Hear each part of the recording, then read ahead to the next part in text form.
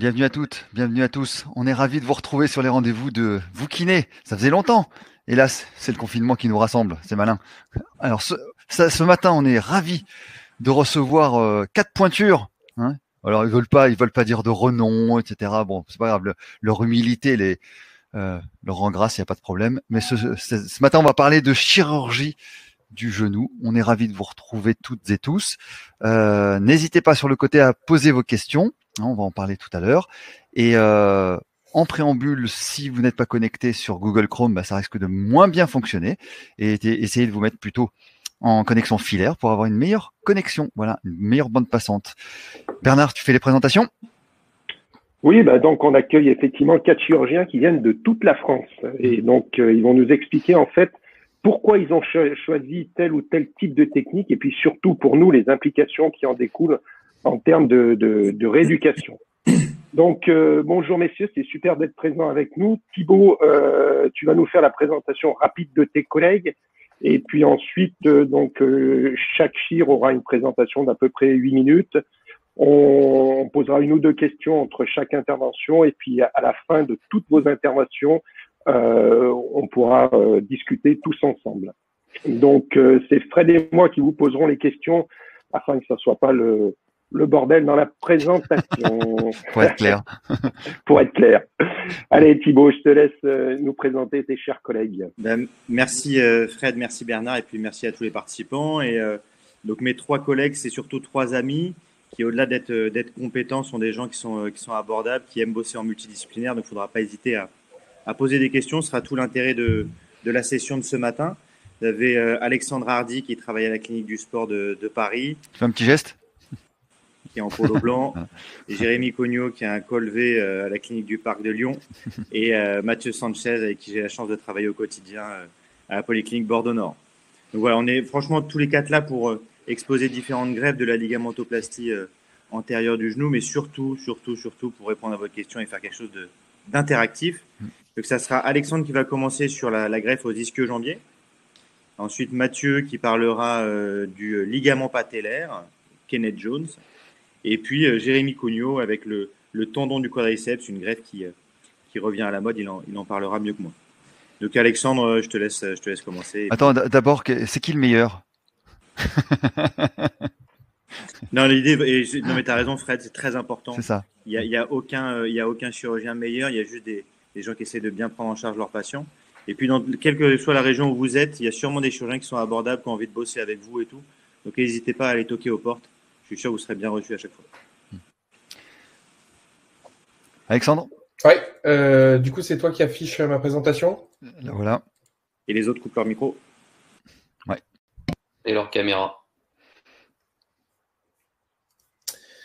Donc, bonjour à tous. Je suis effectivement le docteur Hardy. Je travaille à la clinique du sport à Paris. Donc, comme le disait Thibaut, on a un groupe de jeunes chirurgiens, on s'entend bien. Notre but, et c'est ce qui nous rassemble un petit peu, c'est vraiment la prise en charge pluridisciplinaire de nos patients. Donc, il ne faut pas hésiter effectivement à nous contacter, à poser des questions. C'est comme ça qu'on prendra en charge de façon optimale nos patients. Donc, à la recherche de la greffe parfaite. Comment trouver la greffe parfaite pour nos patients ? Allons-y. Donc, déjà en préambule, ce qui est important de savoir, alors ça va pas gâcher l'intégralité de la présentation, mais c'est quand même important de le dire. Vous vous doutez bien qu'il y a eu de très nombreuses études sur l'incidence du type de greffe sur les ligamentoplasties. Et globalement, ce qu'on retient, c'est que malgré 57 méta-analyses, il n'y a pas grand-chose qui sort. C'est-à-dire qu'en gros, pour les résultats principaux, à savoir le résultat fonctionnel et le taux de rupture, on ne retrouve pas de différence entre les types de greffes. Allons-y. Néanmoins, ces présentations ont un intérêt parce que ces types de greffes, il faut les connaître et surtout, il faut se familiariser avec tous les types de greffes. Pourquoi ? Parce que le nombre de l'incidence des ruptures de plastie et l'incidence même des re-ruptures de plastie est en pleine augmentation. Vous voyez cette étude qui rapportait 9% de re-révision, donc de 3e opération du ligament croisé à 8 ans après un ligament croisé. Donc avec notamment ce joueur espagnol qui a eu 3 ruptures de ligament croisé dans sa carrière. Ensuite, Donc, ensuite, et ça c'est très important, on ne le mentionnera pas dans la présentation, mais si vous en entendez parler, sachez qu'il n'y a pas de greffon parfait. Par contre, il y a des mauvais greffons. Et le mauvais greffon, c'est l'allogreffe. Donc l'allogreffe, aujourd'hui en France, elle est marginale, mais il y a certains pays qui la proposent encore en première intention dans les ligamentoplasties. Et sachez, et c'est important de le savoir, que c'est associé à 3 à 4 fois plus de ruptures chez les patients après une ligamentoplastie primaire. OK. Alors donc, comment choisir? Donc, vous allez devoir choisir entre ces 3 plasties. Eh bien, je vais essayer de répondre à cette question. Allons-y. Avec donc quelques arguments et aussi peut-être un petit peu de mauvaise foi. Allons-y. Alors donc, qu'est-ce qu'on va rechercher pour avoir une greffe parfaite? Eh bien, on va rechercher donc une incorporation rapide de votre greffe dans le genou, une rigidité initiale de la greffe satisfaisante, une innocuité du prélèvement pour votre patient, une maturation rapide de votre greffe et, si possible, une conservation de votre LCA natif. Allons-y.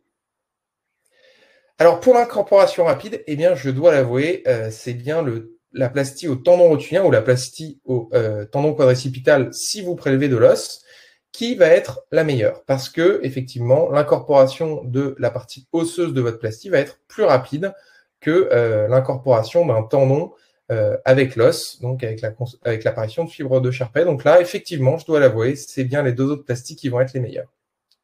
Ensuite...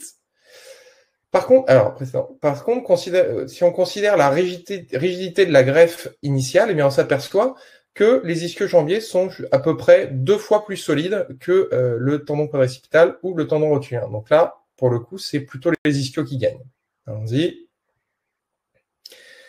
Alors, quand on regarde l'innocuité du prélèvement, alors là, bien sûr, il faut regarder ce magnifique article encadré par le docteur Noailles, qui a fait partie des papiers les plus cités du journal OTSR depuis sa création. Donc, c'est vraiment un article de référence.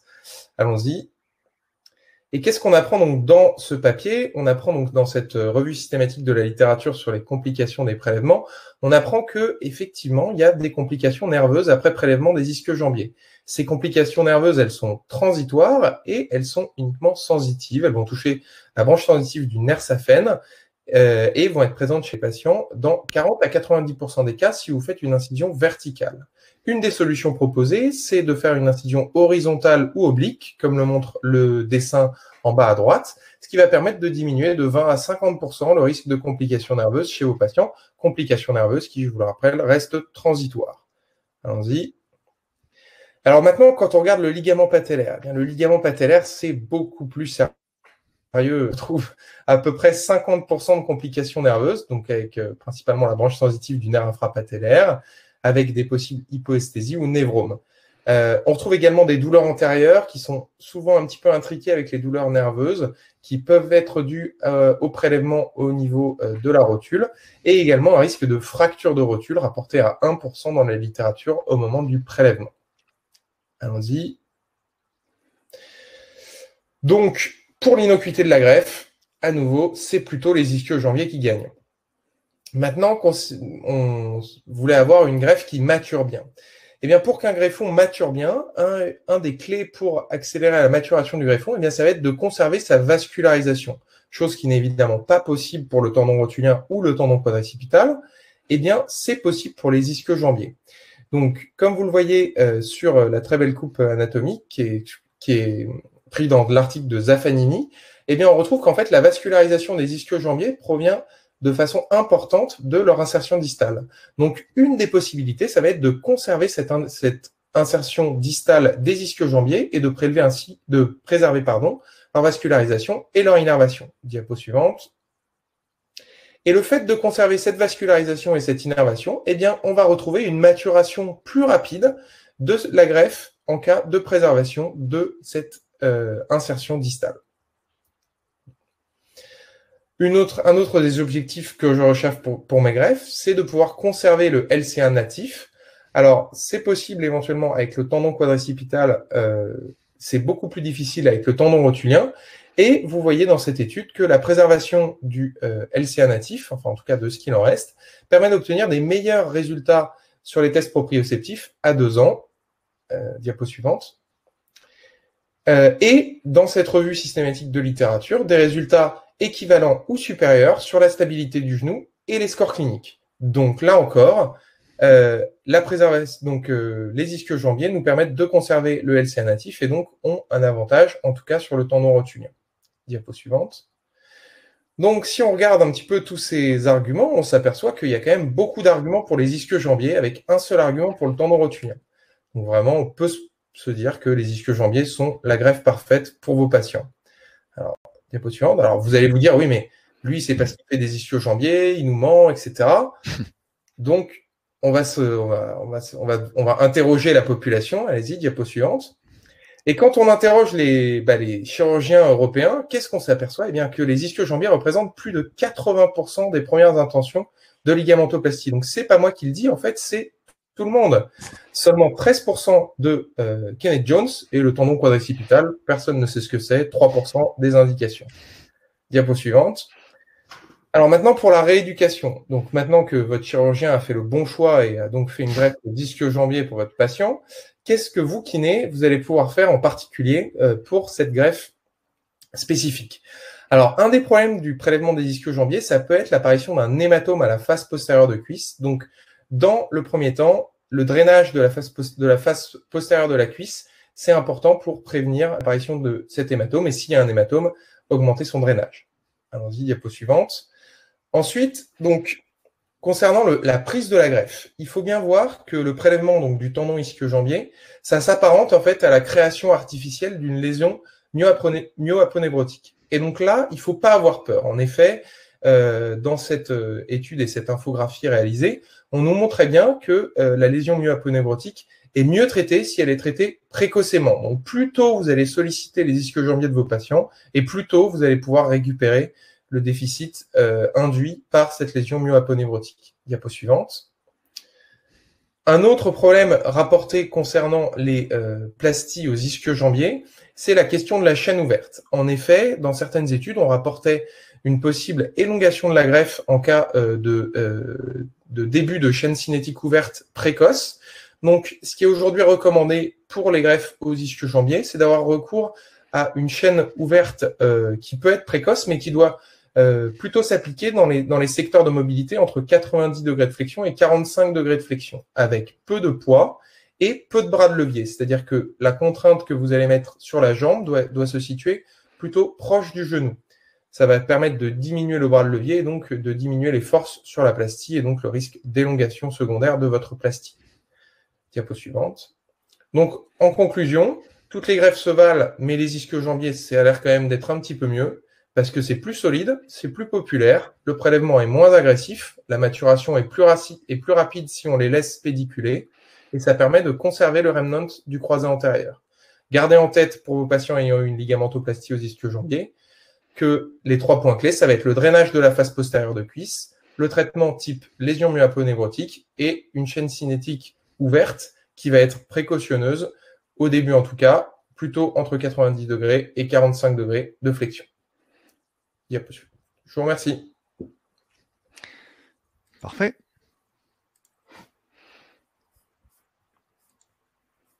Merci, oui. Tout le monde tout le monde est là. J'ai une première question là à te poser par rapport à un internaute qui me dit on a bien compris l'intérêt en fait de faire un prélèvement de greffon au niveau des ischios, surtout pour des raisons de vascularisation. Par contre, lui, il trouve, étant donné que on va très près du creux poplité, il trouve que ça entretient le flexion. Donc, qu'est-ce que tu penses de cette affirmation et ce que nous dit l'internaute? C'est plus qu'une affirmation, hein, c'est effectivement un fait démontré. C'est-à-dire que le prélèvement des ischio-jambiers peut entraîner un flessum secondaire qui est dû en fait à une contraction des ischio-jambiers. Donc c'est notamment Bertrand Sonricotet qui avait travaillé là-dessus avec en gros ce flessum qui va être réductible dans les 3 premiers mois. C'est-à-dire qu'en gros, avec des manœuvres de fatigabilité des ischios, vous allez contracter les ischios de vos patients. Au bout d'un moment, avec la fatigabilité, ils n'arrivent plus à fléchir votre genou et donc on va avoir une réduction de ce flessum. Ce flessum qui est réductible initialement pendant les 3 premiers mois ne le sera plus au bout du 3e mois avec l'apparition d'un cyclope syndrome. Là aussi, un article de référence du docteur Noailles sur les facteurs de risque du syndrome du cyclope. Donc, oui, effectivement, l'apparition d'un flessum secondaire au prélèvement des ischio-jambiers est assez fréquent, mais c'est un flessum qui est réductible par la contraction des ischio-jambiers et qui donc ne pose pas de problème secondaire pour les patients. Et donc, il faut traiter rapidement, dans les 3 premiers mois, absolument. Ouais, tout à fait. La plastie reste la priorité absolue dans les 3 premiers mois pour les patients. D'accord. La question d'Erwin ? Oui, une question, je vois... Voilà. Allez-y. Non, mais tu vois la question. Donc, c'est un antécédent de ténosynovite du tendon distal du semi-tendineux est-il une contre-indication à la prise de ce greffon? Alors, pas du tout. Et j'aurais même tendance à dire au contraire. Il faut savoir que c'est proposé par certains chirurgiens sur les ténosynovites distales du demi-tendineux en cas d'échec du traitement médical, en fait, de réaliser un stripping du demi-tendineux, donc globalement un prélèvement de plastique, quoi. Donc non, c'est pas du tout une contre-indication, au contraire. Parfait. Et ben voilà, on va passer à la deuxième présentation. Tout va bien pour tout le monde ? Alors, si tout va bien, on continue. Alors, peut-être juste la question d'Odile. C'est vrai que comme il y a plusieurs. Bonjour, je ne comprends pas l'intérêt de garder le LCA. Alors, en fait, c'est pas garder l'intégralité du LCA, parce que si tout le LCA était là, forcément, on aurait une plastique, on n'aurait pas besoin d'opérer les gens. C'est qu'en fait, on a souvent ce qu'on appelle le remnant, c'est-à-dire un résidu du ligament croisé antérieur du patient natif qui se trouve au niveau du tibia. Et en fait, ces études ont montré qu'en fait, le fait de préserver ce pied de LCA qui est donc innervé et vascularisé du patient, ça va permettre d'améliorer un petit peu la proprioception des patients et apparemment les scores cliniques et la stabilité du genou. Donc, ça a un intérêt pour les patients. Thibaut. Merci. À qui la main? Là, maintenant, ça va être Mathieu Sanchez, donc, qui est mon collègue et ami à Bordeaux-Nord, qui va parler du ligament patellaire en essayant de ne pas trop rentrer dans le lard d'Alex. On s'apprécie. C'est de bonne guerre. C'était mauvaise foi, Alex. C'était beau. C'était prêt. Tu peux partager ton écran, Fred, du coup, parce que le mien, pour qu'on ait les vidéos qui marchent, si possible. Le temps que le débit se mette en marche. Voilà. Ok. Donc là, je suis obligé de te demander de changer de slide. Oui, bien sûr, il n'y a pas de problème. Tu peux le mettre en diaporama, peut-être, parce que... J'attends, il y a un petit délai de réponse. Voilà. Autant pour moi. Merci beaucoup. Je pense qu'on est bonjour à tous et merci de participer à ce débat qui est pour nous très sympathique. J'espère qu'il l'est aussi pour vous. Merci à Alex pour cette première présentation. On va essayer de vous montrer qu'il n'y a pas que les ischio-jambiers, mais qu'il y a une vraie place au ligament patellaire ou plastide dite de Kenneth Jones. Diapo suivante, s'il vous plaît. Donc déjà, pourquoi Back to anatomique, et ça c'est un truc qui est cher, je pense, aux 4 chirurgiens et amis jusqu'à présent. On espère le rester à la fin de cette présentation. Qu'est-ce que c'est qu'un LCA? Finalement, on a bien prouvé ces dernières années avec des travaux d'un Polonais assez génial, Robert Smiglski, qui ont été corroborés après par la thèse de Thibaut Noailles. En fait, le LCA, c'est plat. C'est pas 2 faisceaux, comme on a pu vous raconter. C'est un ruban torsadé. Vous pouvez bien voir sur ces images de dissection que c'est vraiment une bande plate ligamentaire. Diapo suivante, s'il vous plaît. Ça va bien. Voilà, vous voyez ça en fait, quand on déplie, quand on fait tourner le fémur autour du tibia, on voit bien en fait, et on le voit bien sur l'image IRM en bas de l'écran là, que c'est un faisceau plat torsadé d'environ 80 degrés sur lui-même, et donc en aucun cas 2 faisceaux ou quelque chose de rond, comme peut l'être par exemple un tendon ischio-jambier. On peut passer. Voilà ce que ça donne en fait. Et si on doit remplacer un ligament par quelque chose, pourquoi le remplacer par autre chose que par un ligament? Le croisé antérieur, ça va d'un os, le tibia, à un os, au fémur. Quelle est la seule structure qui possède 2 insertions osseuses avec un tendon plat au milieu? Une greffe donc la plus anatomique, c'est évidemment le tendon patellaire. Vous voyez, on prélève une baguette osseuse au tibia, une baguette osseuse au fémur, et entre les deux, un bout du tendon patellaire, à peine 1 centimètre, qui est quelque chose de plat et anatomiquement beaucoup plus proche d'un ligament croisé antérieur natif que n'importe quel autre type de greffe. Le Kenneth Jones, donc KJ, vous verrez souvent passer ça, donc un prélèvement de ligament patellaire, malheureusement trop souvent appelé tendon rotulien. C'est pas un tendon, hein, je vous ai mis ça volontairement, mais c'est un ligament, comme vous voyez sur la droite de l'image, un os avec un ligament plat au milieu, inséré sur un autre os.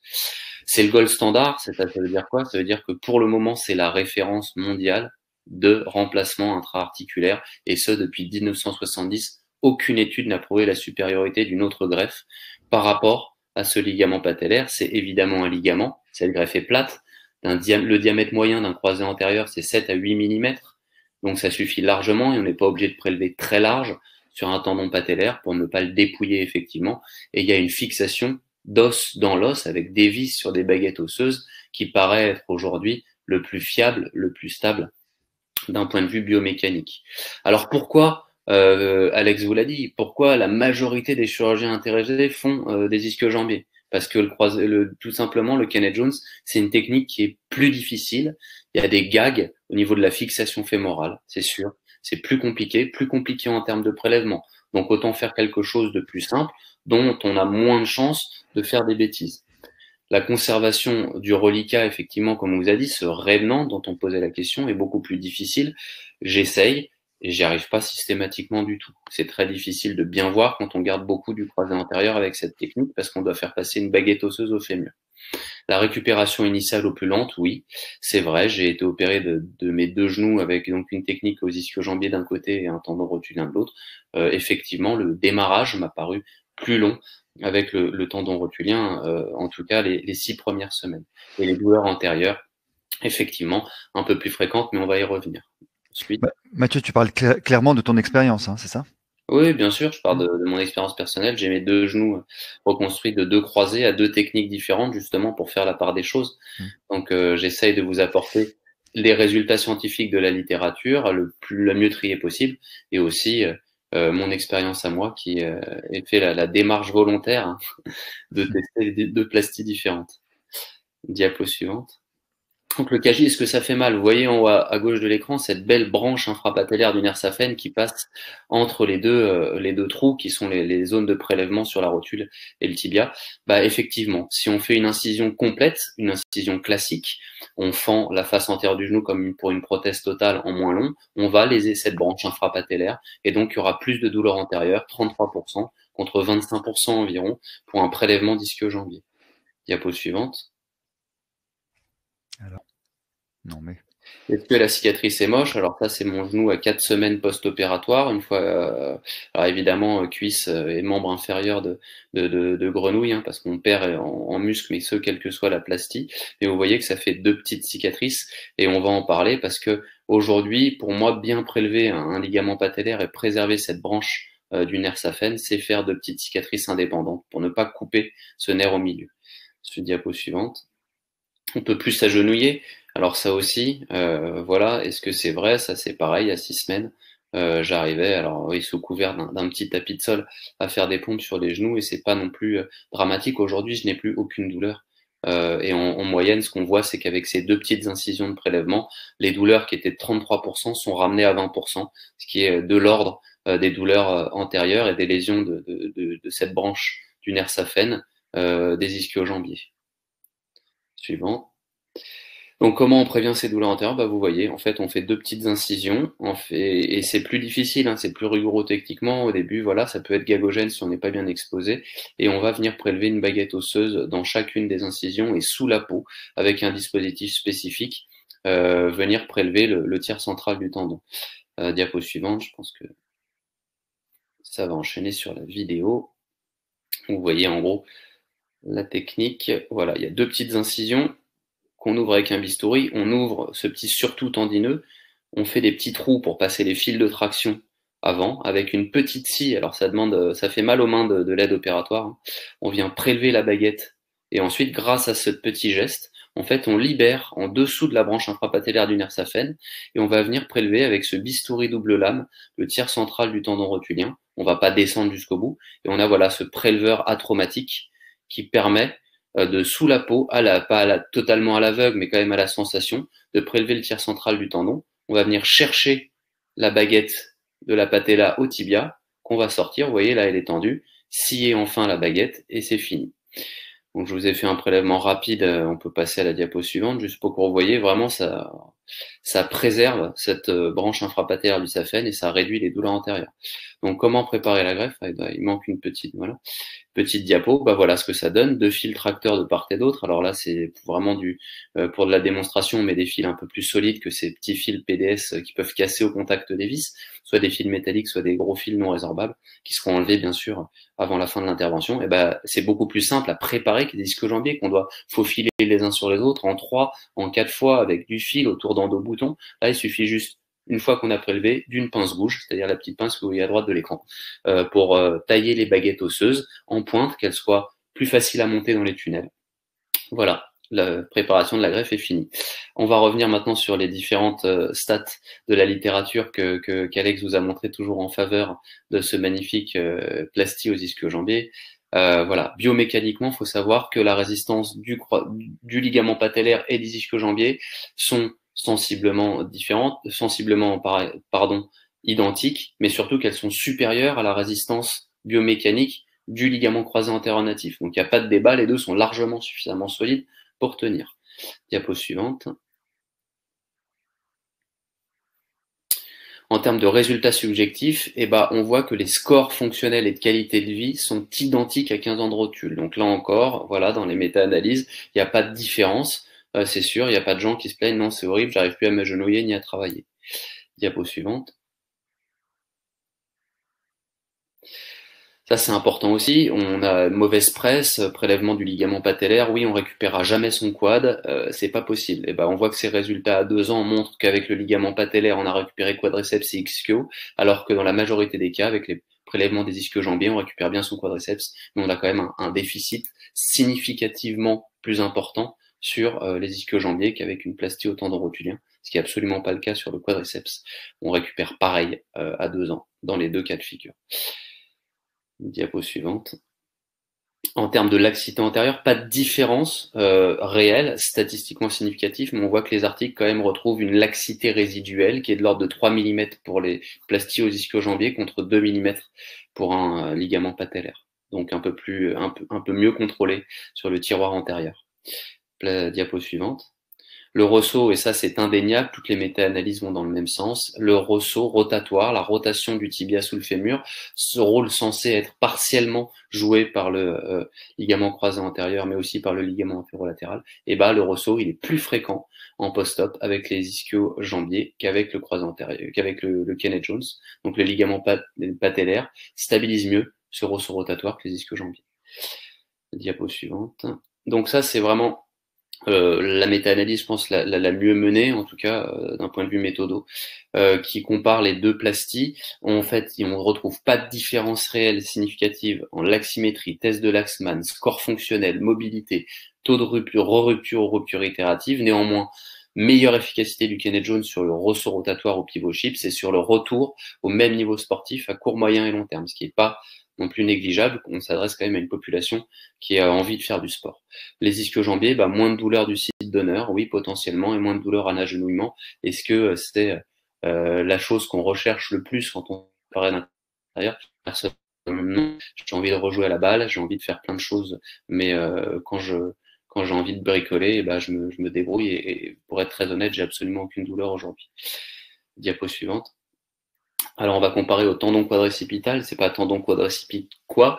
J'ai beaucoup de respect pour cette greffe et pour le topo qui va être fait après pour Jérémy parce que je l'utilise de temps en temps en reprise et je pense qu'il faut savoir bien faire ces 3 plasties si on veut bien faire de la reconstruction du croisé antérieur aujourd'hui parce qu'on a, comme Alex vous le disait, beaucoup de reprises. Alors comparer ces 2 plasties, Aucune différence sur l'Achman, sur le ressaut, cette fois-ci, aucune différence sur les scores fonctionnels et sur le taux de rupture opérative, mais il y aurait moins de douleur au niveau du site donneur avec le tendon quadricipital. Oui, potentiellement, parce qu'on ne s'agenouille pas sur la cicatrice du tendon quadricipital, alors que sur celle du tendon rotulien, oui. Encore une fois, avec 2 petites incisions, on limite énormément ce facteur. Diapo suivante. Tu peux cliquer plein de fois. Ça, c'est juste pour dire merci à tous les gens qui m'ont formé sur le ligament patellaire, et il en reste quand même certains. Cocorico, les Français restent bons, que ce soit l'école versaillaise, Patrick Jean ou Alain Roisin. Diapo suivante. Je voudrais aussi remercier mes amis kinés, déjà dans la vie courante par rapport à tout ce qu'ils font pour nos patients et leur prise en charge multidisciplinaire. Ça, c'est les 2 kinés qui m'ont rééduqué pour mes 2 genoux, Nuno et Julie, à qui je dois d'énormes services et qui m'ont appris énormément de choses, y compris sur le croisé antérieur. Voilà, on a besoin de tous communiquer, et c'est le but de ces réunions aujourd'hui. Voilà, j'ai diapo suivante. Je vous remercie, et une pensée émue pour Sean Connery, grand amateur de football, comme on l'est pour certains dans cette petite réunion. Merci. La bière, c'était avant ou après la rééducation? La bière, c'était pendant. Alors, il n'y a rien dans la littérature scientifique qui montre que la bière de récupération, en tout cas, après une grosse séance d'athlétisation, soit néfaste. Voilà. Elle n'est pas néfaste, mais rien n'a démontré aussi que de prendre une bière était plus efficace pour la récupération, comme beaucoup de sportifs le pensent. Ah, moi, je pense pas ça. C'est vraiment, c'est purement un but festif. Hein. On va pas se mentir. Pardon Fred, j'ai juste une question. Tu t'es fait donc opérer des 2 genoux avec 2 techniques différentes. Ouais. Est-ce qu'au niveau de la sensation, c'est-à-dire quand tu retournes faire du sport, est-ce que tu as des sensations différentes et des peurs différentes entre ton genou droit et ton genou gauche? Alors, je dirais que c'est pas comparable aujourd'hui parce que je suis à plus de 3 ans de ma ligamento au tendon rotulien, au ligament patellaire, et à un peu plus d'1 an de ma plastie aux ischio-jambiers de l'autre côté. Je peux pas vous dire. Ce que je sais, c'est qu'aujourd'hui, j'ai bien récupéré musculairement, bien sûr, à 3 ans, pas pu bien mener ma réathlétisation avec le confinement, les changements professionnels et familiaux sur mon autre genou. Donc, je peux pas vous dire. En tout cas, non, j'ai pas d'appréhension. Aujourd'hui, je rejoue au tennis. Le foot, après avoir pété 2 croisés, disons que j'ai un peu plus de mal à vendre ça à ma femme, qui en a un peu marre de passer des vacances pourries avec un mec en post-op. Mais j'y retournerai nécessairement. Il y a le docteur Noy et le docteur Hardy qui jouent aussi de temps en temps. Je sais pas pour Jérémy, mais tu manques pas beaucoup au football, hein, Mathieu. Hein, ça peut pas assurer. La dernière fois qu'on a joué ensemble, je te rappelle que tu as failli te luxer le rachis cervical, Alex, sur un crochet.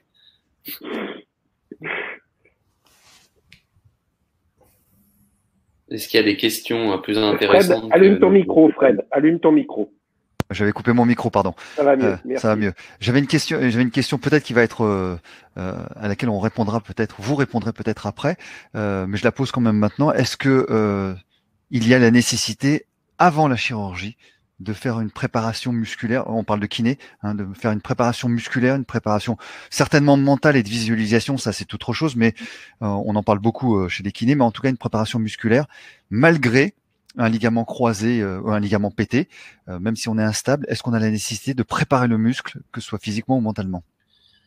Alors, je dirais d'autant plus qu'on est instable, parce qu'on n'a pas à être instable si on a un très bon contrôle musculaire et neuromusculaire. Donc oui, moi je réathlétise en préopératoire quasiment tous mes patients, ou voire tous mes patients en dehors de ceux sportifs de très haut niveau qui se font opérer d'emblée.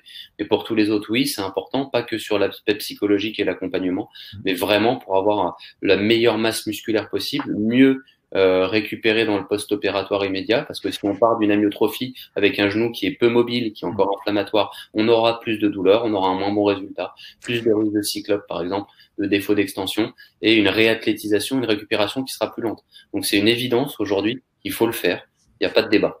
Quand tu as un délai, tu sais que tu dois être opéré dans 3 semaines, dans un mois, à quel moment tu préconises la réathlétisation préopératoire? Immédiatement, dès que le genou le permet. En fait, le but avant la chirurgie, c'est de récupérer un genou normal. Et c'est ce que je dis à mes patients. Vous devez être capable de faire des sports en ligne sans appréhension. Vous êtes capable de sortir faire un footing sans appréhension. Voilà. Moi, j'ai fait une partie d'un tri avant de nous faire. C'est tout à fait possible. Il y a des gens qui font du triathlon sans croisé. Il y a même des gens qui font des sports de pivot avec un très bon contrôle neuromusculaire et une rupture du croisé antérieur. C'est pas ce qu'on recommande, mais c'est possible. Mais quand tu sais que tu vas te faire opérer, à la limite, est-ce que tu risques pas de repéter sur un problème de vigilance ou enfin d'aggraver le cartilage ou le ménisque ou je ne sais quoi? C'est une évidence que j'encourage personne à aller faire du pivot avec un croisé antérieur rompu. Moi-même, j'en avais très envie, j'allais très bien. À part du snowboard, en toute prudence, j'ai passé 9 mois à ronger mon frein et à voir Alex Hardy essayer de faire 2 passes en retrait au gardien de but, quoi. Il y a une étude là-dessus qui est assez intéressante, hein, qui m'avait moi surprise. C'était en fait ils avaient regardé sur les tests ISO en préopératoire et ils retrouvaient en fait que le fait d'avoir un déficit quadricipital supérieur à 20% était en fait péjoratif sur le retour au sport à 2 ans. Donc, enfin, moi je sais pas, je serais intéressant d'avoir votre avis, Jérémy, Mathieu et Thibaut, mais c'est vrai que je pense que si on testait tous les croisés qu'on opère, il y en a quand même un petit paquet qui ont des déficits supérieurs à 20%, parce que quand on voit le temps qu'ils mettent pour récupérer... C'est sûr. Et puis aujourd'hui, dans les résultats les plus compliqués pour la rééduque en post-op, notamment, c'est des patients chez qui on peut pas attendre s'il y a par exemple des désinsertions de racines méniscales ou des lésions méniscales graves, donc on les opère assez vite, ils ont pas eu le temps de se rééduquer correctement. Derrière, la rééduque, non seulement à cause de la lésion méniscale, mais aussi parce qu'il n'y a pas eu de préparation pré-op, la rééduque, elle est nettement plus compliquée. Donc c'est le genre de patient auquel on dit ne vous comparez pas à un LCA isolé bien rééduqué en pré-op, parce que vous allez être triste dans la salle de kiné, vous allez pleurer parce que vous allez avoir 3-4 mois de retard.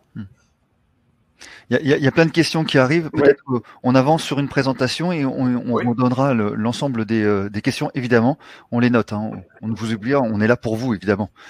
Enfin, surtout nos amis chirurgiens. Thibaut, c'est Jérémy ou Oui, j'y vais pour le temps. Jérémy, qui va vous présenter maintenant le tendon du quadriceps.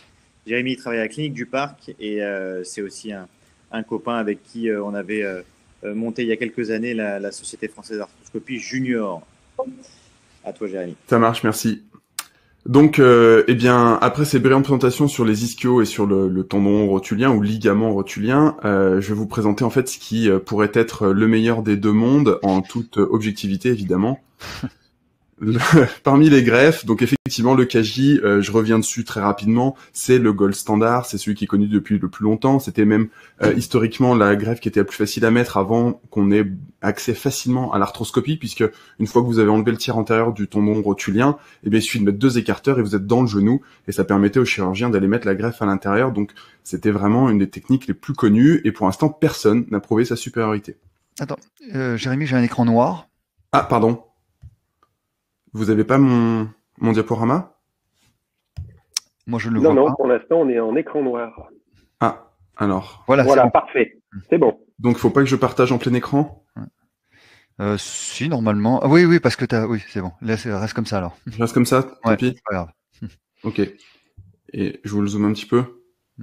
Magnifique. Voilà. Donc, j'étais donc sur le KJ avec le prélèvement en plein milieu qui permet d'accéder à l'articulation. Ensuite est venu plus à la mode les ischio-jambiers avec une facilité presque déconcertante pour le prélèvement qui a vraiment mené à son essor au sein des chirurgiens, parmi les chirurgiens aussi qui étaient moins habitués à la chirurgie du genou, qui font un peu de tout, et donc ça popularise, et c'est bien d'avoir un prélèvement plus facile à faire quand on n'en fait pas tous les jours. Et il vaut mieux un bon résultat avec une bonne technique qui est reproductible plutôt que de penser dans quelque chose qui serait encore mieux, mais de faire des bêtises. Et donc les gags pour ce qui est du KJ ou du tendon quad, clairement, c'est une vraie réalité. Mais les ischios donc auraient moins de comorbidité sur l'avant du genou, c'est vrai.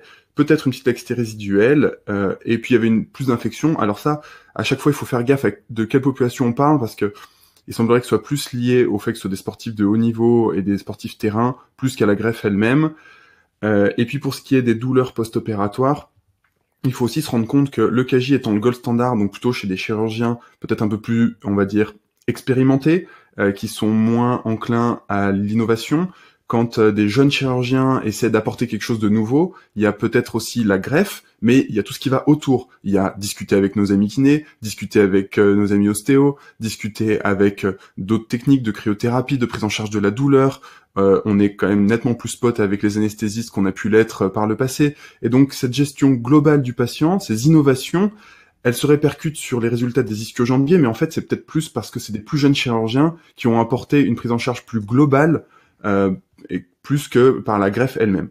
Et le tendon quad, effectivement, c'est moins connu, c'est moins fréquemment utilisé, c'est nécessaire de la connaître absolument parce que pour les ruptures ou les re-ruptures, c'est une greffe qui est très intéressante et elle gagne à être connue. En gros, c'est un peu comme si on avait rangé la Joconde dans un tiroir et qu'on la redécouvre 30 ans plus tard en se disant « c'était pas mal ça, pourquoi on l'oubliait ?» Eh ben, on l'oubliait surtout parce que les chirurgiens qui faisaient ça en première intention ou en reprise, ils faisaient des cicatrices plus grandes, c'était pas trop le problème quand on est sur une deuxième ou troisième reprise de faire quelque chose d'esthétique, et au final c'est le patient qui en pâtissait, et donc quand le kiné ou le patient il disait bah moi j'ai eu un tendon quad, il se retrouvait avec une balafre de 25 cm, et globalement ça faisait pas très moderne. Mais si on s'applique, et que on fait élégamment une petite incision en sus patellaire, eh bien on est au-dessus de cette branche infrapatellaire du nerf saphène interne, et c'est tout l'intérêt initial de ce prélèvement, c'est que on va avoir un transplant qui, lors de sa prise de greffe, ne va pas léser ses branches. Alors le KJ double incision, c'est clair que ça diminue beaucoup les problèmes, mais là, le TQ, on est carrément au-dessus, donc on n'a plus le problème. Ce qui est un peu faux, parce que à titre personnel sur ma série, j'ai une patiente sur environ 300 TQ qui avait une variation anatomique avec une branche un peu supérieure, et elle a une insensibilité sur le côté qui est en train de résorber. Et puis, on est toujours obligé de faire un tunnel au niveau tibial pour faire le passage de greffe, et là aussi, on peut s'attraper une branche un peu variable. Donc, l'incision est plus petite, donc on a moins de chances de l'attraper, mais clairement, on peut l'attraper quand même. Pardon. Donc à quoi ça ressemble un tendon quad? C'est un très joli tendon entre le vaste médial, le vaste latéral et le droit antérieur, et on va avoir toute cette zone de tendon qui est largement prélevable. Cette structure, elle est multilamellaire, avec 3 tendons qui se rejoignent en un seul, et quand on va prélever, on va éviter d'aller à travers pour pas aller dans l'articulation, puisque on n'a pas besoin de toute l'épaisseur, comme l'a dit tout à l'heure Mathieu. Il n'y a pas besoin d'avoir très très épais, parce que le ligament croisé antérieur d'origine est pas si épais que ça, et on va essayer de ne pas faire d'effraction articulaire quand on va prélever notre tendon. Alors les études, je vous ressors les mêmes, parce qu'il y a que ça. Pas de laxité différentielle entre KJ et TQ. Statistiquement, la satisfaction des patients est identique. En force, il y a peut-être un peu meilleur sur le tendon quad, mais bref, ça reste marginal. Pour ce qui est des laxités résiduelles, vous voyez qu'on retrouve les mêmes chiffres. Sur les ischios, on a 3 mm de laxité résiduelle en moyenne. Sur le tendon quad, un peu moins. Entre les biais de ces méthodologies et la pertinence clinique, globalement, on peut considérer qu'il y a égalité. Donc l'efficacité, peut-être un meilleur résultat laximétrique, pas de différence en termes de satisfaction, et par contre, une morbidité inférieure sur le prélèvement. Donc au début, quand on commence le TQ, comme je vous disais, il y avait des chirurgiens qui, par rapport à cette rotule qui est dessinée, l'incision qui était dessinée ici, ça c'était en début d'expérience, moi je faisais 5-6 cm d'incision, qui était déjà bien inférieure aux techniques de reprise ou au Macintosh, certains ont posé des questions, on en parlera plus tard, mais qui faisaient des incisions de 12-15 cm, qui étaient très délabrantes. Aujourd'hui, le résultat clinique, c'est plutôt ça. C'est une incision qui fait environ 3 cm, qui fait la largeur de mon gros pouce. Voilà ce que ça donne à 6 mois. Là, on voit que c'est à 6 mois parce qu'il y a la petite marque sur le genou pour le test isocinétique. Et vous voyez qu'en flexion, c'est supra-patellaire, et donc ça gêne pas pour se mettre à genoux. Et là, on a une patiente de 40 ans à 6 mois qui n'a pas de douleur particulière. La technique de prélèvement, alors je m'épanche un tout petit peu plus que les copains parce que c'est moins connu, donc il y avait besoin de connaître. Là, les EDOP, ils tirent fort, hein. C'est pas un bon moment. Classiquement, moi j'ai moins d'EDOP que ça maintenant, que je suis en clinique et plus à l'hôpital. Il faut bien dissiser les tissus, donc là c'est une digitoclasie, ça fait un peu peur quand on voit mettre le gros doigt à l'intérieur, mais globalement le doigt c'est ce qu'il y a de plus stérile parce qu'on change nos gants fréquemment et c'est atraumatique, donc on peut décoller les sous-couches. On prélève un bloc osseux de 20 mm, environ 8 cm de tendon, 10 c'est un peu trop, et on va scier une baguette osseuse sur la rotule. Donc on a un transplant qui est hybride entre un KJ et un ischio, puisqu'on va avoir de l'os d'un côté, dans lequel personnellement je passe une grosse bandelette de traction pour pas que ça casse la baguette osseuse, et du tendon tout le long qu'on va faufiler, puisque comme on a dit dès le début, c'est une structure multilamellaire, et toutes ces couches, on va les réunir ensemble par un fil de faufilage, qui nous permet aussi d'être un fil de traction pour passer dans les tunnels. Et puis, personnellement, je fais des petites marques au crayon dermographique qui me permettent de savoir à quelle hauteur je vais monter mon transplant dans les tunnels pour avoir suffisamment de longueur de transplant dans les tunnels pour la fixation et suffisamment de longueur intra-articulaire pour remplacer notre nouveau croisé. Donc là, c'est une vue arthroscopique d'un moignon de LCA. Donc là, on a le ligament croisé antérieur qui est rompu. Ça, c'est ce qu'on appelle le remnant, les fibres résiduelles. Là, derrière, caché dans sa synoviale, le ligament croisé postérieur. Ici, on a la face médiale du condyle latéral, et normalement, qui devrait cheminer comme ça, le ligament croisé antérieur qui devrait aller s'insérer là-bas derrière, sur le condyle. Et là, vous voyez qu'il y a un joli trou, il n'y a plus rien, donc on a le résidu de croisé, et on n'a plus rien au fond. Et quand on va passer nos tunnels, eh bien, ce qu'on disait, c'est que le TQ, par rapport au KJ, permet de monter la greffe à travers le reliquat. Donc là, vous voyez une vidéo du reliquat et ma broche guide qui monte et qui passe dans le pied de ce croisé. Et ensuite, je vérifie en extension qu'on vienne au fond de l'échancrure, qu'on n'ait pas de limitation d'extension. Et sur cette broche guide, ensuite, je vais passer ma mèche pour faire mon tunnel. Ensuite, on a des temps de vérification. On va nettoyer nos tunnels. Donc là, bienvenue dans un os, puisqu'on vient de faire le tunnel de 8-9 mm. Et de l'autre côté, il y a le petit couteau motorisé qui aspire, qui enlève les petits débris résiduels d'os et de pieds de LCA dans l'os. Là, on fait des petites vues articulaires pour être sûr qu'on est au bon endroit, qu'on ne fait pas de bêtises. Et voilà à quoi ça ressemble une fois qu'on a passé notre greffe. En bas, vous allez trouver... Désolé, ça lag un petit peu. En bas, on trouve notre pied de croisé d'origine. Et vous allez voir la greffe qui passe dedans. Hop, voilà. Et qui va s'insérer au bon endroit là-bas au fond. Et alors, dans les intérêts de garder le pied du croisé, vous voyez qu'ici, ça fait comme une jupe, comme un joint spi, ou comme une jupe de kayak pour ceux qui aiment ça. Et ça fait joint d'étanchéité pour pas qu'il y ait de l'eau dans le bateau. Et un des problèmes, notamment en post-ligamentoplastie, c'est quand on a des kystes extra-tibiaux, pré-tibiaux, qui viennent en fait de l'articulation et que le liquide articulaire coule le long de la greffe et va faire un petit kyste devant le tibia. C'est pas très fréquent, mais c'est gênant. Et donc là, si on garde le moignon qui est cerclé en rouge et qu'on fait passer notre greffe à travers, bah ça fait un petit joint d'étanchéité et ça aiderait aussi à l'intégration de la greffe. Protocole de rééduc. Eh ben c'est presque comme un KJ, avec peut-être moins de douleur antérieure au début.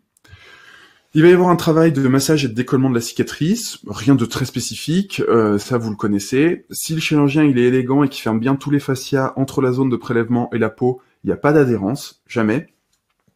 Il y a peu de flexum liés aux IJ à la tension des ischio-jambiers en post-opératoire, parce que les ischio-jambiers, on les a pas irrités. Comme on les a pas prélevés, on les a pas irrités, donc il y a moins de flexum lié à cette contracture des ischio-jambiers. Et l'antalgie post-opératoire, et donc le respect de l'indolence pendant la kinésithérapie, c'est fondamental pour éviter d'entretenir la sidération du quadriceps. Mes amis les ischios, pourquoi j'ai pas envie de les prélever? Alors là, il y a rien qui est prouvé dans la littérature. Les ischio-jambiers, ils sont fléchisseurs de genoux, ils tirent en arrière, ils réduisent le tiroir antérieur, donc ils protègent la greffe du croisé. C'est peut-être une explication à la distension secondaire de la greffe quand on prélève les ischio-jambiers. J'en sais rien du tout, c'est scientifiquement pas prouvé. Mais voilà, moi, personnellement, ça m'embête de prélever un truc qui tire sur le plateau tibial, qui ramène le tibia en arrière, alors que ce qu'on veut faire avec notre croisé, eh ben, c'est de le tenir dans cette position-là. Donc, voilà, j'aime pas prendre les ischios, pas trop, même si ça marche très bien, puisque je le fais de temps en temps, notamment sur les reprises, et je touche du bois, pour l'instant, des reprises de TQ, j'en ai eu que 2, mais ça va venir malheureusement, comme tout le monde, hein, les statistiques ne mentent pas. Les ischio-jambiers, c'est le premier verrou du genou. Un genou douloureux, il va se fléchir sous l'action des ischio-jambiers, et ces muscles, ils se tétanisent. Et comme ils se tétanisent, on a du mal à les faire tendre. Je reprends les travaux du groupe Santi, puisque ça a été bien décrit, et eux-mêmes, ils ont repris des travaux qui étaient faits dans d'autres pays. c'est le premier verrou du genou et il faut absolument le lever. Et tant qu'on n'a pas l'extension complète, tout n'est que catastrophe, tout n'est que complication, on peut rien faire. Ceux qui commencent à faire des squats alors qu'ils n'ont pas d'extension, juste parce qu'ils sont hyper inquiets de la myotrophie de leur quadriceps, c'est une catastrophe parce qu'ils ne progresseront jamais. Et les ischios, pour les faire se détendre, il faut pas tirer dessus, il faut pas forcer dessus, et il faut pas faire de co-contraction quad-ischio-jambier. L'écrase-coussin, il faut le bannir, c'est dans tous vos bouquins de kiné, il faut arrêter cet exercice, c'est un mauvais exercice, il a plus rien à faire dans vos exercices au quotidien, surtout quand il y a un flessum. Il faut fatiguer les ischios, donc il faut travailler les ischios de manière isolée, il faut les fatiguer, donc avec des contractions surtout isométriques, parce que les contractions isométriques, ça permet de recruter toutes les fibres des ischio-jambiers, donc de les fatiguer à vitesse grand V. Mon exercice favori, c'est le contracté-relâché à plat ventre, avec des flexions contrariées à 90 degrés pendant 25 secondes, on relâche le pied, ensuite on passe à 70 degrés, on relâche le pied, ensuite on passe à 50 degrés, et ainsi de suite, jusqu'à aller vers l'extension complète. Le patient, dès qu'il est en contraction contrariée isométrique, il va sentir ses ischios qui vont flamber à vitesse grand V en 20-25 secondes, il peut plus tenir. Et là, comme par magie, c'est le moment où on passe presque pour un demi-dieu en consultation alors qu'on fait rien de très malin. C'est quand le patient il a fait 1 mois d'écrase-coussin chez le kiné et qu'il a toujours son flessum, que moi je passe 2 minutes à plat ventre sur ma table d'examen en consultation et qui ressort avec l'extension complète. Donc ça c'est assez fantastique. Alors là, tu nous fais un carnage là. Tu dénonces, mais c'est vachement important. On va en reparler juste après avec tes collègues, mais c'est quand même j'ai la sensation d'une révélation. Je te laisse finir, pardonne-moi. Oui, pas de problème, mais c'est intéressant. Et ça, moi j'ai rien inventé. C'est simplement on m'en a parlé. J'ai bossé avec Johan Cazin. Je suis allé écouter Johan Cazin, kiné notamment de l'Asvel, l'équipe de basket de Villeurbanne pour ceux qui sont pas très branchés. Qui est un super kiné qui réfléchit à plein de trucs en même temps et qui m'a ouvert les yeux sur le travail isométrique. Et depuis que je fais ça, mais c'est juste fantastique. Et l'avantage quand on prend de l'appareil extenseur, que ce soit KJ ou TQ, on n'a pas d'appréhension à tirer sur les ischios comme des ours parce qu'on les a pas prélevés. Donc on va pas les fragiliser, on n'a pas peur de les faire claquer. Et après il y a les douleurs antérieures. Donc là le SDR, le syndrome douloureux rotulien, et c'est là où il y a un biais, c'est que les douleurs antérieures en barre que vont décrire les patients devant la rotule, elles coïncident avec la zone de prélèvement, que ce soit du KJ ou du TQ. Et c'est pas le prélèvement qui fait mal, c'est simplement l'amyotrophie du quadriceps qui augmente les pressions antérieures fémoro-patellaires et qui crée un syndrome douloureux rotulien antérieur. Et ça, dès que le quad il va augmenter en puissance, ça va disparaître. Donc il faut le savoir, il faut pas avoir peur. Et finalement, qu'est-ce qui crée le plus de problèmes? Qu'est-ce qui ralentit le plus la progression? C'est la peur de l'inconnu, le regard du kiné, le regard de l'ostéo, le regard des copains. Oh, mais pourquoi il t'a fait un KJ? Mais pourquoi? Oh là là, mais ça c'était ancien. Et pourquoi c'est quoi cette cicatrice? Pourquoi il a fait un TQ? Et donc ça, c'est l'incompréhension. Alors qu'en fait, c'est faux. Il faut juste connaître. Et donc les kinés avec qui je bosse, et je salue Benoît Villy qui est là aujourd'hui, Thomas Spinardi ou les kinés, toute l'équipe de la clinique du Parc, qui sont les kinés avec qui je bosse beaucoup à Lyon, et Emmanuel Attia, ils connaissent bien mes techniques au tendon quad parce qu'ils rééduquent beaucoup de mes patients, et clairement après 1 an, 2 ans à les avoir suivis, ils me disent ouais c'est clair qu'au début on se posait la question, puis aujourd'hui clairement du moment qu'on est cool ça se passe bien quoi. Donc le lien de confiance, et c'est pour ça que nos webinars, nos EPU qu'on peut pas faire, c'est très important, c'est que on vous informe, on s'informe mutuellement, que vous nous posez des questions, que vous nous appreniez aussi votre retour terrain, et qu'on puisse échanger entre professionnels pour qu'on ait un lien de confiance que le patient ressent, et c'est ça qui fait qu'à la fin, il a un bon résultat. Donc je vous remercie, et on est dispo pour les questions. Je vais arrêter ce partage d'écran. J'essaie de retrouver la vidéo initiale. Hop. Et voilà. Donc on est dispo pour toutes les questions. J'espère que ça a répondu à vos interrogations sur le TQ qui est moins connu et qui remonte en flèche dans les indications parce que c'est un super prélèvement qui jouit malheureusement d'une mauvaise réputation parce que il était surtout utilisé en reprise et en re-reprise. Donc on se disait ouais, je connais quelqu'un, il a eu un tendon quad, la rééducation a été dure, mais c'est un biais. C'est pas que c'était dur, c'est simplement que c'était déjà rompu le croisé 3 fois. Forcément que c'était dur. Alors, moi, j'ai la sensation quand même on attend avec impatience la présentation de Thibaut, mais se posera vraiment la question du choix hein, c'est-à-dire on est confronté à un patient, on vous l'envoie, on communique avec vous, et quelles seront les grandes orientations qu'on pourra donner, quelles seront les explications qu'on pourra donner aussi à nos patients. Mais ça, peut-être on finit avec Thibaut et on fera une espèce de synthèse entre vous. Ça sera, je pense que ça sera très porteur.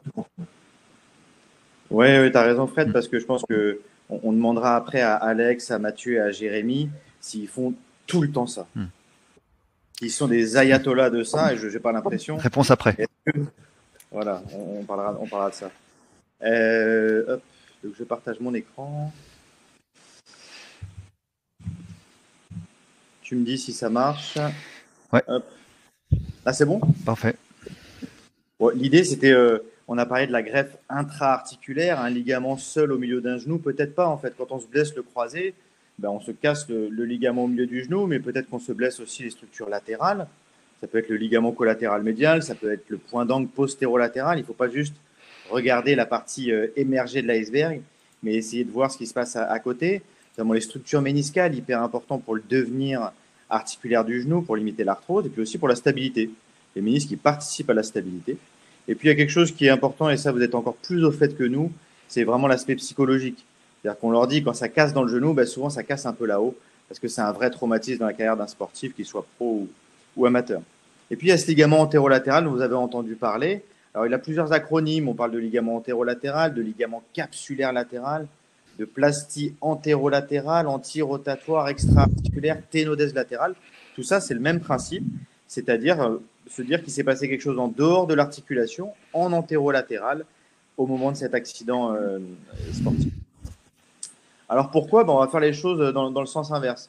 Pourquoi? Parce que peut-être que nos résultats cliniques de ligamentoplastie intra-articulaire isolée, ils ne sont pas faramineux, il faut qu'on arrête de faire les coques. Qu'en biomécanique, il se passe quelque chose en périphérie du genou qu'on n'arrive pas à contrôler avec quelque chose à l'intérieur du genou tout seul. Et puis l'anatomie, back to the anatomy. On fait, vous voyez, un peu dans l'autre sens, puisque la publication anatomique, elle est assez récente. Sur les résultats cliniques, ça a été dit, il faut juger nos résultats sur quoi? Sur la re-rupture. C'est pas fou, hein, il y a quand même 5 à 10% de re-rupture. Dans les populations à risque, c'est-à-dire les moins de 20 ans, sport pivot contact, ça peut aller jusqu'à 28% avec les références que vous voyez en dessous, c'est énorme. Et puis, il faut juger aussi nos résultats sur le retour au sport. Alors, dans la littérature, parfois, c'est un peu compliqué de démembrer quel taux de retour avec ces études-là. Mais si on regarde cette méta-analyse de Harden sur plus de 6000 patients, on se rend compte qu'il y a 63% des patients qui retournent au sport au même niveau. Donc, ce n'est pas non plus faramineux. Et tout le monde ne reprend pas comme Antoine Dupont avec ce niveau magique. Et puis sur les scores fonctionnels, aussi, si on analyse la littérature et la littérature scientifique de qualité, faites attention à chaque fois quand les gens vous présentent des topos ou des machines qui sont censées être révolutionnaires, qu'à chaque fois, ce qui vous soit présenté, c'est la littérature scientifique de qualité. Tu vas avoir cette lecture critique des articles qui vous sont présentés. Sur ces articles de l'OJSM, seulement 25% des patients sont classés IKDCA. Seulement un quart de nos patients vont très bien dans la littérature après ligamentoplastie antérieure. Donc, on peut mieux faire. On peut mieux faire parce que biomécaniquement, il faut se porter en périphérie du genou pour gérer le problème rotatoire. Notre ligamentoplastie à l'intérieur du genou, elle ne va pas tout gérer, notamment ce qui se passe en rotatoire. Si je sectionne le ligament croisé antérieur seul, je ne gère pas cette instabilité rotatoire. Je ne génère pas d'instabilité rotatoire. Et si je veux protéger ma plastie intra-articulaire, protéger la rotation, contrôler la rotation interne, il faudra probablement que je fasse une plastie antérolatérale. C'est le principe clinique du GER test. C'est-à-dire que quand vous faites votre testing ligamentaire, vous allez tester le plan sagittal, l'instabilité sagittale, c'est notre fameuse rupture du ligament croisé. Et puis, on va se porter en périphérie avec le GER test, où on va mettre le patient en valgus rotation interne et de la flexion à l'extension. On va réduire la subluxation de l'articulation latérale. Et c'est ça, en fait, la mise en évidence clinique qui s'est passé quelque chose en extra-articulaire. Et puis l'anatomie, c'est cette publication que vous voyez à droite, publication de nos collègues belges qui a été faite en 2012 avec le nouveau ligament, un nouveau ligament qui avait été décrit. Vous voyez, ça, c'est des belles publications dans le journal d'anatomie, mais il y a des publications qui marchent encore plus. Quand vous publiez dans le Figaro Santé, je peux dire, ça fait le buzz. Alors, ça fait le buzz et franchement, Ils ont très bien fait parce que c'est une belle publication. Mais c'était une histoire ancienne. On savait qu'il se passait quelque chose en antérolatéral. On le savait depuis la fin du 19e avec cette fameuse fracture de second. Je ne sais pas si tout le monde connaît ça, mais c'est cette petite chips que vous voyez ici en antérolatéral, cet arrachement osseux qui signe le fait qu'au moment de l'accident, il y a eu un arrachement antérolatéral. Et tout ça, c'est français. Ça a découlé ensuite sur la plastie de Lemaire, qui aussi est français, donc cocorico. Les aspects techniques, je passe très vite. Tout ça pour dire que l'équipe du docteur Bertrand Sornécotet, Jean-Marie Fayard, Mathieu Tonat a beaucoup publié sur cette plastie, avec ici leurs aspects techniques. Ça, c'est mes aspects techniques, avec ces petites cicatrices que vous verrez en latéral, parfois un peu plus grandes pour pouvoir faire l'hémostase des fameux vaisseaux de Lemaire. Sur les radios, vous pouvez voir plusieurs modes de fixation. Vous dire, pourtant, je pensais qu'il n'y avait qu'un seul ligament, dont 2 modes de fixation. Non, parfois, il y en a un peu plus. Là, il y a une vis dans le tibia, un bouton sur le fémur et un autre bouton sur le tibia qui permet de faire la plastie antérolatérale. Les indications, classiquement, on disait que c'était le moins de 20 ans, le sport pivot, le ressaut explosif, la grande laxité, voire même les lésions méniscales, parce qu'on a dit que ça protégeait en intra-articulaire. Et en fait, on se rend compte que ces indications, elles sont de plus en plus fréquentes pour éviter la sortie de route. Et ça donne des très bons résultats. Et vous voyez là, ces 3 études de l'équipe du docteur Bertrand Sornécotet. Ça permet de protéger la plastie intra-articulaire. Ça permet de protéger et d'augmenter le taux de cicatrisation des ménisques. Et ça permet de diminuer le risque de re-rupture. Donc très clairement, cette plastie antérolatérale, et puis on interrogera les 3 copains après, cette plastie antérolatérale permet d'améliorer la stabilité de notre genou, mais de préserver le devenir articulaire sur les ménisques, d'éviter la re-rupture. Et qu'est-ce que ça va impliquer en kiné ? Eh bien, mine de rien, pas de modification du protocole. C'est-à-dire que, encore une fois, l'équipe lyonnaise avait publié, il n'y a pas de complications spécifiques à rajouter une plastie antérolatérale. Il y a cette cicatrice latérale qui peut être un peu plus grande. Moi, je fais une petite cicatrice, comme je disais, pour éviter l'incarcération du fascia lata, pour être sûr du bon positionnement anatomique de ma plastie et pour faire l'hémostase. Parfois, quelques raideurs en flexion. Alors, ça peut être aussi un défaut de pose. Peut-être que le tunnel fémoral n'est pas au bon endroit. Voire même, ça c'est un cas personnel, des douleurs sur l'épicondyle latéral où ma vis n'était pas assez enfoncée et en entraînait en fait un syndrome du fascia lata iatrogène avec une irritation et on a retiré cette vis. Donc voilà, c'est une plastie qui est de plus en plus fréquente et on va pouvoir en discuter. L'objectif du topo, c'était d'être assez.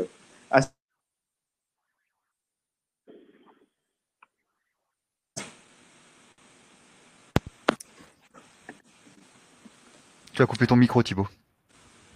Ah bon ? Non, c'est bon, ça y est. Parfait.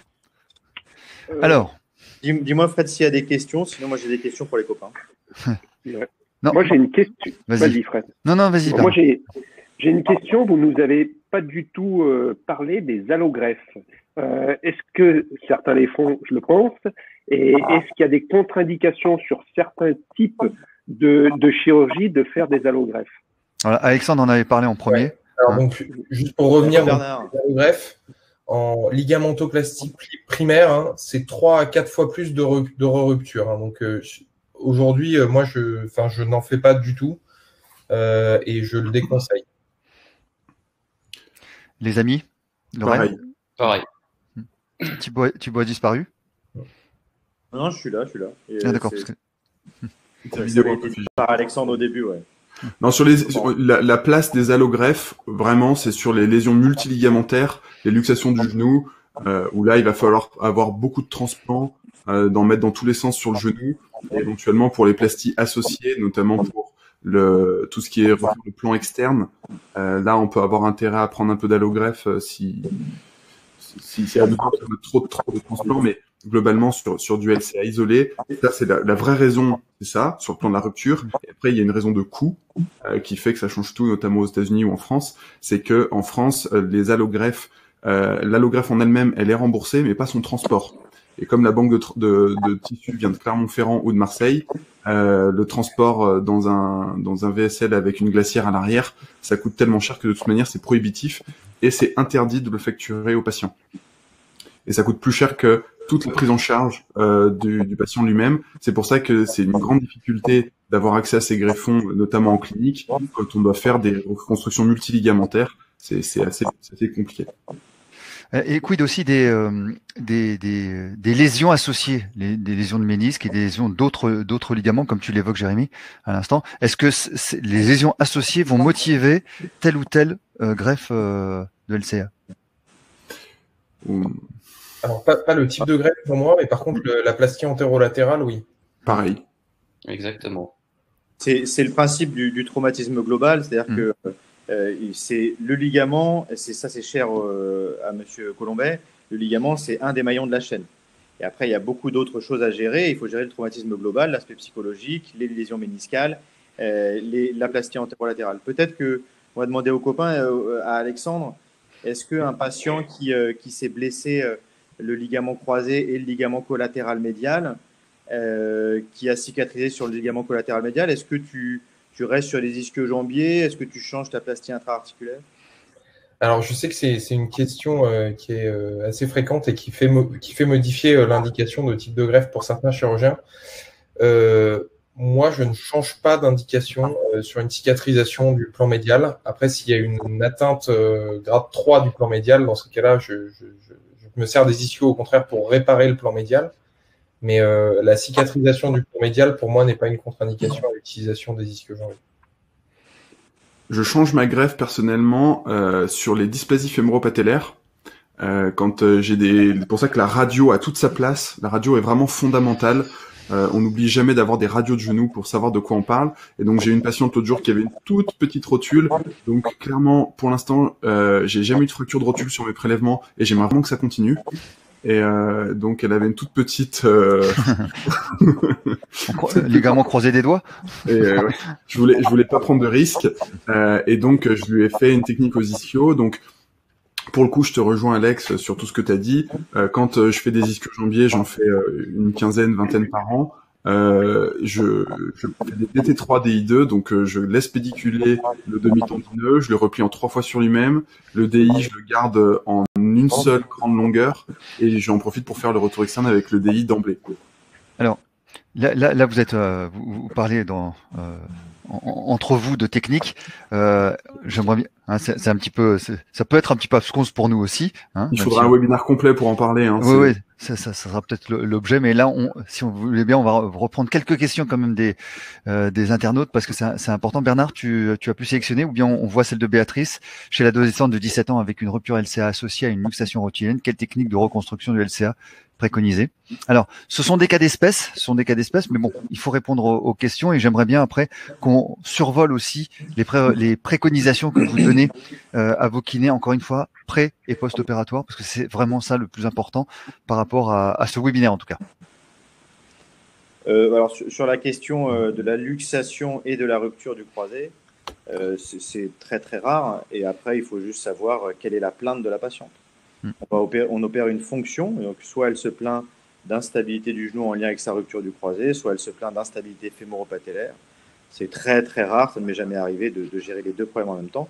C'est pour ça qu'il faut savoir interroger ces malades. Bernard ? Oui, j'ai une question. Là, on voit 17 ans.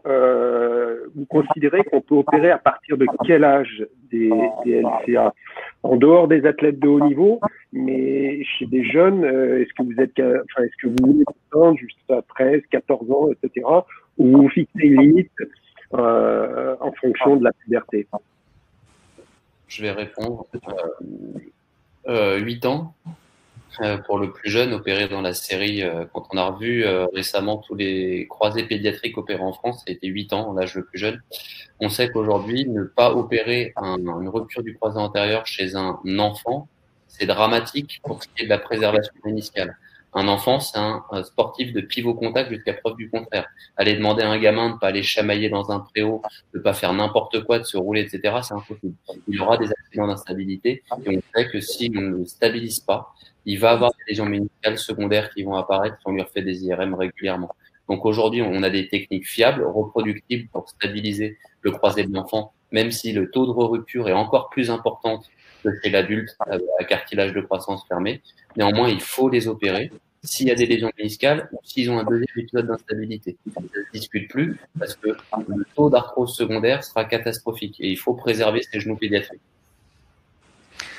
Quels sont vos critères aussi de reprise de l'activité kinésithérapique, hein, pas de sport, hein, parce que ça c'est en accord avec le chirurgien, avec le kiné, j'imagine, mais le kiné doit avoir des critères aussi de reprise d'activité, de renforcement musculaire ou bien d'intensité de la rééducation. Quels sont vos critères à vous en fonction des différentes greffons que vous aurez pu faire?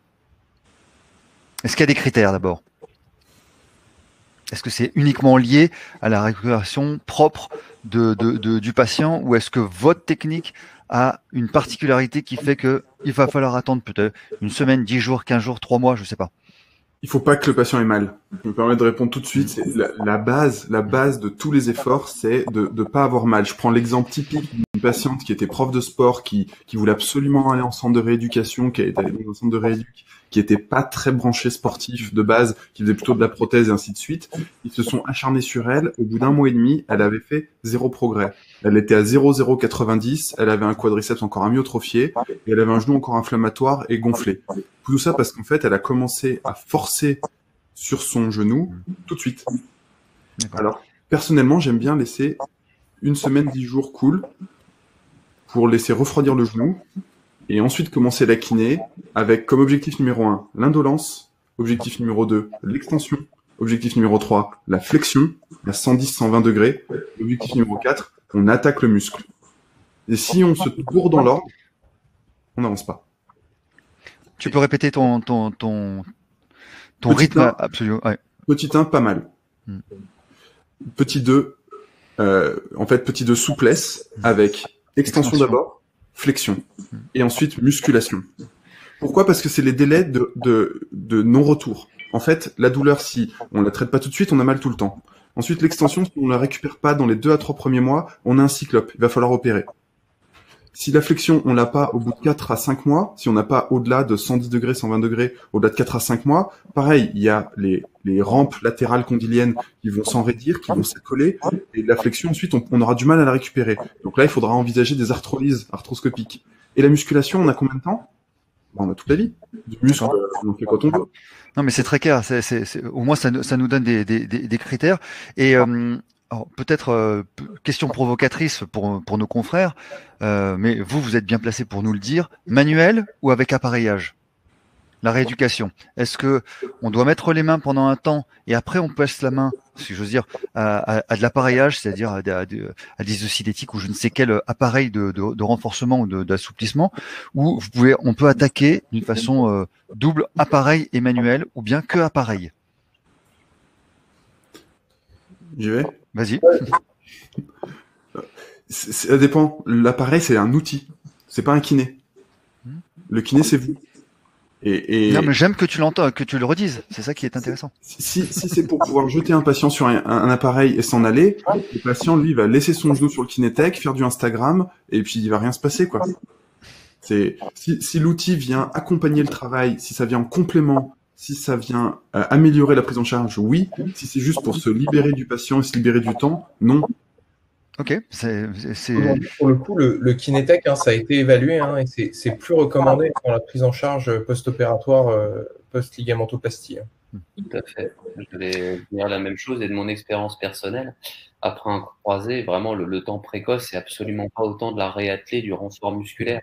Il est autant de la récupération douce des amplitudes, notamment le travail du flexum dans le premier mois, le travail très prolongé de la récupération de la flexion qui se fera dans la majorité des cas sur les mois et qui va s'étaler sur la récupération d'un schéma de marche. Et ça, c'est pas une machine, c'est un correcteur humain. Jusqu'à ce qu'on trouve des machines capables de faire à tous notre rôle et de ces patients. C'est très clair. La prise en charge, elle est manuelle et humaine. Et absolument pas sur la machine dans un premier temps. Quand on passera sur un programme de réathlé de renforcement musculaire, bien entendu, vous pouvez pas nous servir de presse. Certains oui, mais vous pouvez pas suppléer la machine pour le regain de masse. C'est clair. Est-ce que vous pensez qu'il y a des exercices spécifiques qui peuvent être utiles ou qui sont possibles pour préparer un ligament au sport? Voilà, comme on peut échauffer un petit peu un muscle, est-ce que vous pensez que de créer des petites tensions au niveau du ligament en fonction des exercices, c'est utile pour une prévention du ligament croisé? Tu veux dire une prévention de la blessure? Oui, prévention de la blessure. Ah bah, le FIFA avant la 11 plus. blessure, voilà. Alors, il y a Ou des- est-ce qu'on parle que de proprioceptivité, que de on en que de parle, mais musculaire, etc. en fait, là-dessus, Bernard, il y a déjà les équipes scandinaves qui ont beaucoup bossé avec leurs équipes de ski au départ sur des programmes de prévention.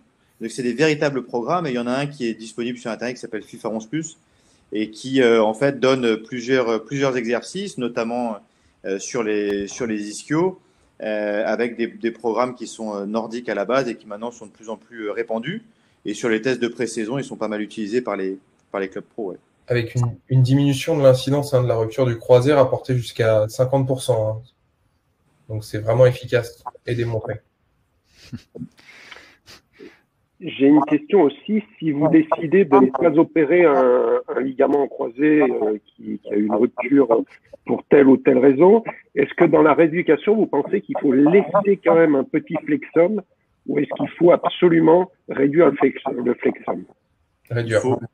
Réduire. Tout réduire. Et puis, tu sais, même Bernard, avant, il y avait des patients qui sont hyper laxes.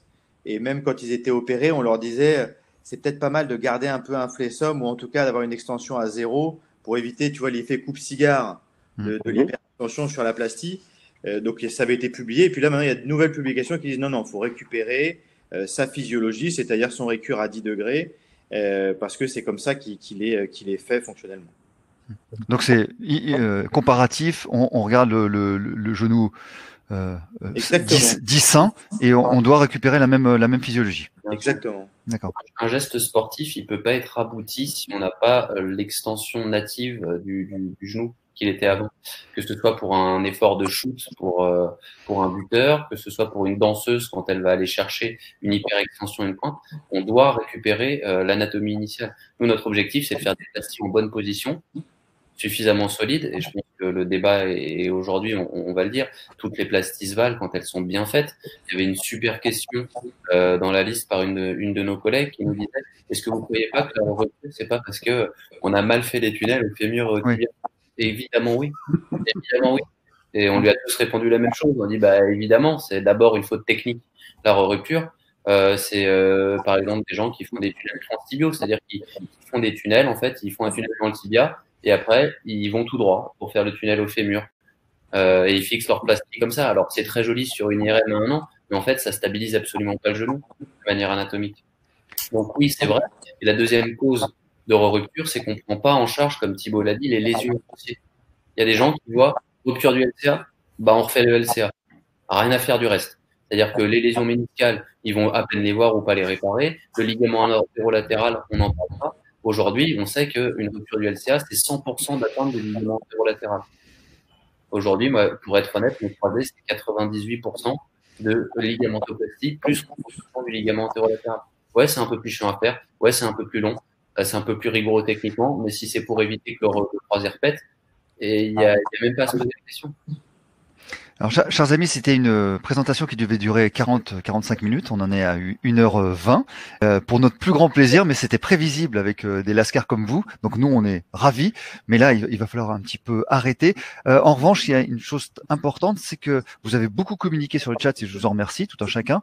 Est-ce que vous autorisez de quelque manière que ce soit ou quels moyens vous pouvez donner pour que nos amis, nos confrères kinés puissent avoir le maximum de précision et d'information? Vous êtes sur Bordeaux, sur Lyon, sur Paris. Alex, tu es sur Paris à la clinique du sport avec des confrères. Jérémy à Lyon, vous êtes à Bordeaux. Mathieu et Thibault. Quels sont les meilleurs moyens pour communiquer avec vous pour les questions spécifiques? Mail. Ok. Donc, ouais. Je le donne maintenant? Ouais, ça, vous l'aurez tous. Voilà, voilà, si vous, c'est à vous d'autoriser. C'est pour ça que je vous le demande. Hein, c'est normal. Un mail et comme ça, ils peuvent voir avec vous. Il faut le staffer, comme ils disent, avec vous. Hein, ça peut être intéressant pour les. Et donc justement, aller vers vous pour évoquer le patient. Comment vous envisagez son opération? Comment vous envisagez la rééducation? Comment vous envisagez la chose globale? Comme ça, on renseigne au mieux nos patients et on les accompagne avant, pendant et après. Et est-ce qu'on peut assister à vos opérations?